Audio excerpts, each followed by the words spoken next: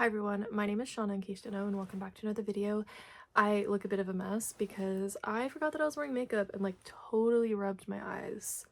So we just have sparkles all over my face. I just got back from a New Year's Eve party, but I realized that I need to film some videos before I forget because things are gonna get a little chaotic for me in January because, well, to start off with, start of January, I'm gonna be doing a house sitting gig, and then the following weekend doing MagFest, following weekend doing Fan Expo Portland, following weekend going to go see Lord of the Rings in theaters with a friend, and final weekend I have a huge Demon Slayer shoot, followed by a hangout at a mall, followed by a Broadway rave. So I have a lot going on in January, and I'm like, I gotta get on top of filming these videos before I forget. So today's video is just going to be my final wrap up for 2025.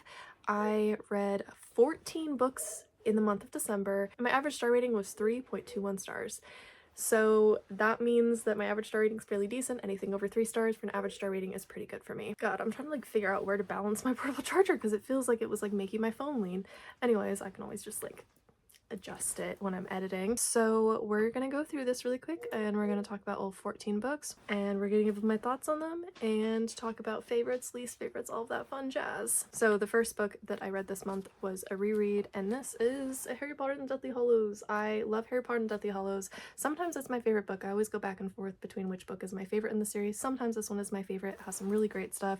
Does have a little bit of slow moments, I would say, when they're camping, but I think most people acknowledge that. I have to go back and figure out how many times I've read this one. I know I've read it the same amount of times that I've read Half-Blood Prince, so maybe I should just look up Half-Blood Prince and see. Let's do that really quick. It's just like I try and update my review on Goodreads with how many times I've read it, and I don't think I did that this time around because it said I've only read it 3 times, and I swear it's been more than 3 times. The only new thing I have to say about this one is that I keep telling people about the backstory to the Grey Lady and the Bloody Baron, and people are always so shocked, and I'm like, did you read the books? Like, it's in the books. Like, it's a pretty dark part, I feel like, that's just sort of shoved in there, so I guess it is a little shocking. Maybe people forget it because it's really shoved in there. I don't know. I like that there is some dark stuff shoved in here, but it is, like, shocking, and most people don't talk about it for some reason. That's the only really new thing I have to say. Oh, you know what else I do have to say? I started playing Hogwarts Legacy. Okay, I've read this one 5 times. I've started playing Hogwarts Legacy, playing it way after release, purposely avoided it for a while after release, and Phineas Nigellus Black is the headmaster? Hell yeah. I don't like Phineas Nigellus Black. I just like that there's such a big connection to a character that you see in this one and that you see in Order of the Phoenix. Yeah, so obviously 5-star read for me since this was a reread for me. This one was my favorite one that I read in the month of December. And then I read Chainsaw Man Volume 4, slowly working my way through the series. I keep running into a problem where I start reading a manga series, I really enjoy it, and then I fall off, and that's sort of happening with Chainsaw Man because I've had no desire to continue with the series, unfortunately. However, I will be trying to work on that at some point. So Chainsaw Man is by Tatsuki Fujimoto, and it's about this world in which there's like devils, so like the fears that people have become these devils that can kill humans and are evil, and then there's this group of devil hunters who take care of the devils, and the main character, his heart is the Chainsaw Man devil's heart, and so he can turn into this like half human, half Chainsaw Man devil hybrid. So volume 4 for me felt like it was a lot of filler, but there was some fun moments. I really like Kobanai. She gets a big like scene in here that's really epic and I really love it. There's also the introduction of some new fiends in here and some new devils. I love Angel Devil and I also love Beam, so of course I love the introduction to those ones. However, I would say that it's just like an okay read. Like, I mostly liked it, but it's definitely nothing perfect, so I gave it 3 out of 5 stars. And then I reread Harry Potter and the Cursed Child. This is the rehearsal script, obviously, and this is parts 1 and parts 2. I have now read this one 6 times, I believe, which is the same amount of times that I've read Sorcerer's Stone. So this one I won't be rereading next year. I'm trying to get like the number even for my rereads for all of them. So I won't be rereading this one next year, but then the following year, this will be part of my reread, if that makes any sense. So next year I'm reading just Chamber of Secrets to Deathly Hallows, if that makes any sense, because I'm trying to make sure that I'm rereading each of them the same number of times. I am a firm Cursed Child lover. I understand why people don't like it. I personally love it.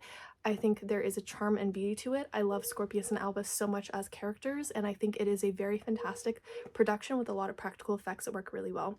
I have seen the play twice so far, and I'm hoping to possibly see it again soon. I have a New York trip, but my New York trip for 2026 is mainly just to see Every Brilliant Thing, so I don't know if I'll be able to squeeze in Cursed Child, but I really want to see it on Broadway. I've seen it in San Francisco and Los Angeles, and I've never seen it in the West End or Broadway, which is like the biggest ones that get the most attention and fame, and I'm seeing these smaller ones, which are great and fantastic, but I really want to see it on Broadway, and I want to see what they did with that theater, because they do some really cool things with the theater.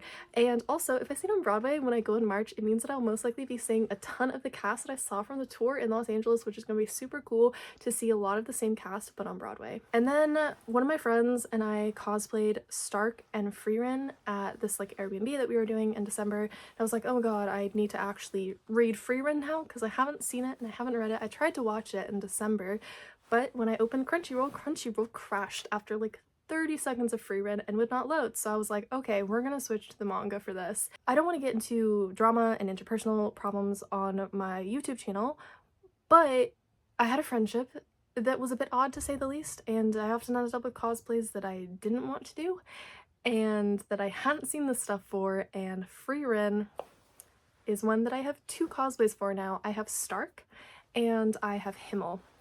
I just did Stark in his pajamas, so like I'll include a picture somewhere around here. So I just did him in his pajamas. I basically made a pajama outfit for him. So Frieren is written by Kanehito Yamada and the illustrator is Tsukasa Abe. Tsukasa Abe? I'm not 100% sure. Basically, this is an interesting series because it takes place after the mage Frieren and her companions have already had their journey, and it is the after the big journey where she defeated the Demon King. I like action-paced manga with characters that I enjoy, and this one is very much a cozy fantasy, and I don't think cozy fantasy is for me. I don't think chill cozy fantasy vibes. I need high stakes, I need tons of action, and you don't get that in this series, unfortunately. I also found the pacing to be slow because of that, and I wasn't a super huge fan of any of the characters in volume 1. The other thing too is that, like, I don't know if it's just me, but the personalities don't seem to match the appearance for these characters.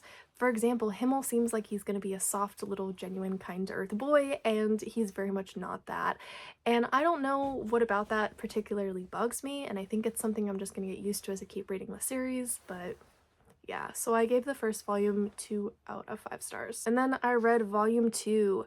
So I liked Fern, who was introduced briefly in the first volume. I thought she was like a decent character. I thought she needs some more character development. And so the later volumes deal a lot more with Fern. And I generally like Fern. So that is a positive to it. I wish I had a Fern cosplay and not a Himmel cosplay, but that's a whole other thing. However, I felt really with volume 2 that there's no plot. We are just meandering along, and I liked that we got introduced to Stark. I think Stark's pretty likable. I don't like Frieren very much as a character, and I felt like we're meandering along. It felt really slow, and what was the point? So I ended up giving it 2 out of 5 stars as well. And then I read volume 3. By this point in the series, some of the characters were trying to grow on me. I actually genuinely did like Fern and Stark. It wasn't just this like passing like, oh, I think I like them. It was like a very much firm, I do like them. I'm still missing stuff in the plot. I'm still finding it very lacking, and I'm still finding the pacing very slow. It's very much just cozy fantasy, which not for me, so 2 out of 5 stars for this one as well. And then I read Witch Hat Atelier Volume 2. This is by Kamomi Shirahama.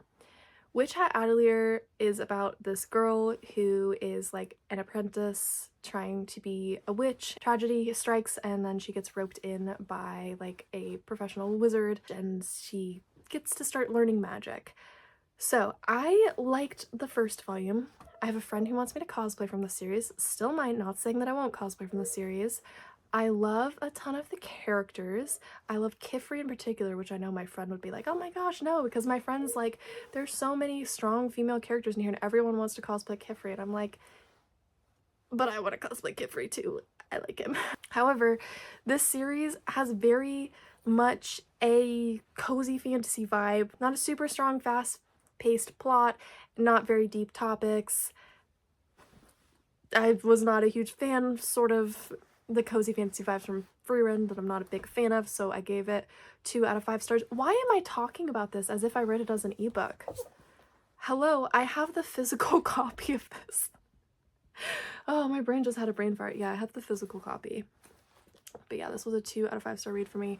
Probably will be continuing on with the series just because my friend really wants me to cosplay from it with them, and my love language is getting into series and games and movies that my friends like. Anyways, the next one is one that I for sure read as an ebook. In fact, I think the next 3 are ones I read as ebooks. First up is Check Please Year 3. I am not 100% sure how to say the author's name.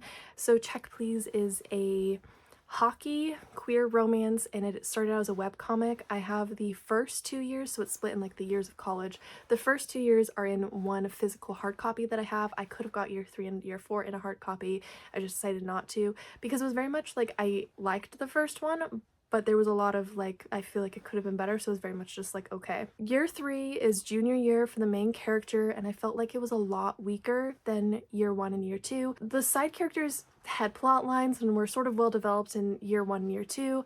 In this one, I felt like they, I don't know, they just had little sporadic scenes. It was chaotic. It didn't feel like the side characters were having full-fledged plot lines anymore. You also don't get as many instances of the main couple together because of the situations they are in this book. They are sort of not as together as much, and their interactions were what really carried year 1 and year 2 for me. However, the moments that you do get between the two of them are super cute, and I did really enjoy them. Also, since I switched over to reading this as a webcomic, I'm not sure if they were just like edited better for the physical hard copies, but I don't remember there being this much awkward dialogue and stuff that needs to be edited. I ended up giving this one 3 out of 5 stars. It was just okay. It wasn't great. Then I read year 4. I thought it was a much better section in this series because it added a lot of depth into the series. You get to deal with homophobia, and you get to deal with a child struggling with their father not being entirely accepting. And I thought those deep topics were really hard-hitting and really done well. However, everything else about this was just mainly meh, so I gave it 3 stars as well, but I would say that this is the strongest one of the 4 years in this series because of those deep topics, and I think if we had those deep topics in the rest of the series, I think it could have done really well. And then I read the little like short comic that takes place between year 2 and year 3. I should have read this after year 2, but it's fine. This is called Madison, and it's basically just about like Jack and Biddy going back to Biddy's family for the holiday. So years 1 through 4 were cute and very wholesome and very appropriate for almost all ages. Madison was not. Like, I mean, it was a cute addition to the series, but oh my god, I was reading through that thinking like, oh, it's just gonna be another cute little wholesome addition. Oh my god, I'm seeing stuff. I was like, oh my god. And so just be prepared for that if you read Madison. I'm not the biggest fan of seeing that type of stuff, like imagery wise. I can handle reading it. I don't like seeing images of that, so that hindered from my enjoyment of this one a little bit. However, I still think it was cute. I still think it added stuff to this series, so I give it 3 out of 5 stars. And then I read a graphic novel. I read Poison Ivy Thorns. This is by Cody Keplinger, and it's illustrated by Sarah Kippen. I really like these DC's graphic novels for young adults. I think they're great origin stories to the characters. The thing that kills me though is that most of them don't get sequels, and I wish that this one had a sequel. I'm hoping it gets a sequel at some point. I don't know if it will. I doubt it will. This is an origin story for Poison Ivy that is very dark, and it is a lot darker than I thought it would be. However, I really liked it. The darkness really works well for developing Ivy's backstory here. I loved the 2 main characters as well and their romance. I think that was really well developed. But yeah, I just really wish that there were sequels to these because I keep like falling in love with the first book that's like an origin story for these characters, and then you don't get more. And so I gave this one 4 out of 5 stars, and I need a sequel. I need a sequel, please. I'm begging. DC, please hire these authors to write sequels. I think that's what we need with all of these. With all of these, the only one that we have a series for that I believe off the top of my head that I can think of is the Teen Titans one, and even then I want more to that series. And then I read 2 mangas online. I read Kakaguri Compulsive Gambler. This is by Hamura Kawamoto. So this is a school where the social hierarchy is determined by gambling. So it's a school for gamblers. I've switched to reading this one online.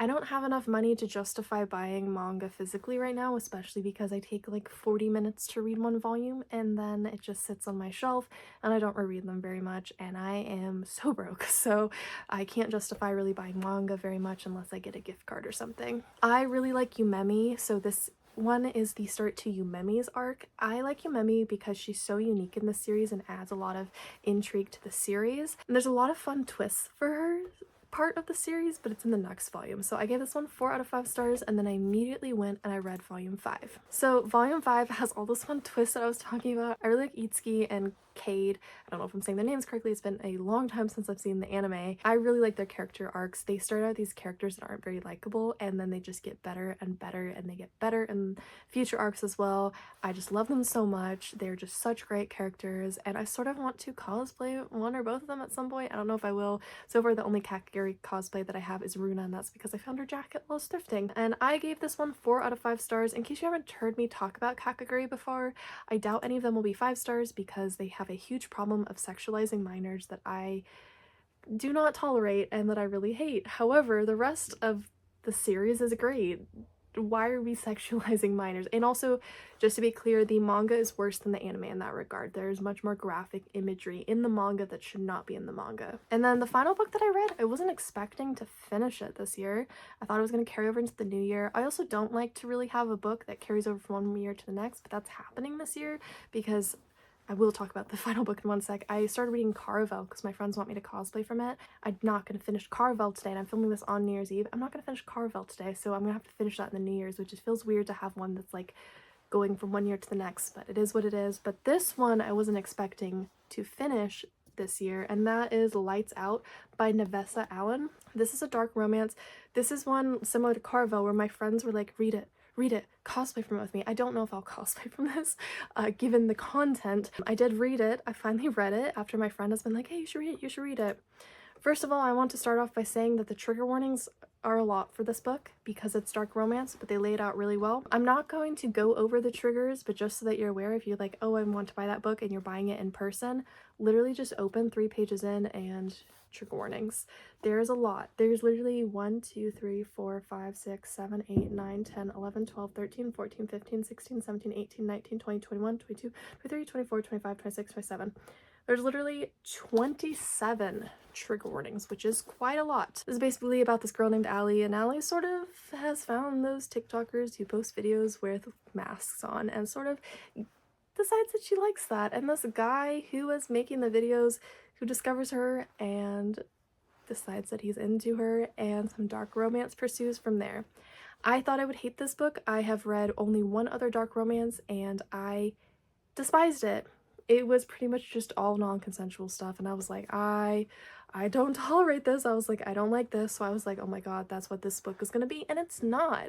The dark romance parts are used to explore darker urges that people have, but not to shame people for it, but to talk about it in a healthy way. I also thought that there was some really dark topics that were explored really well in here. I mean, the main guy, Josh, his father is a serial killer, and it sort of explores the deep feelings that he has and the exploration of who he is as a person and trying to figure out, is he like his father? Is he different from his father? And it's just trying to figure that out, and I thought that part was super, super interesting. It's also just written really well. Nevessa Allen is like a fantastic author. Her writing style is amazing.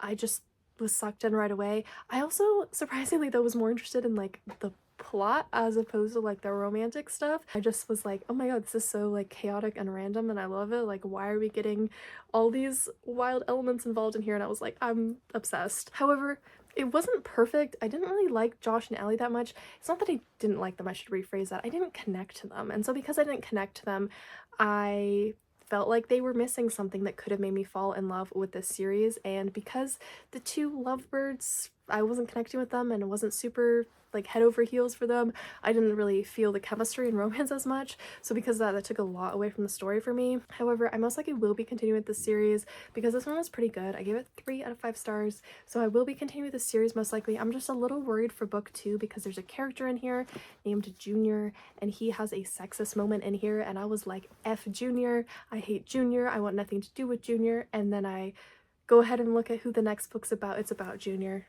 It's about Junior.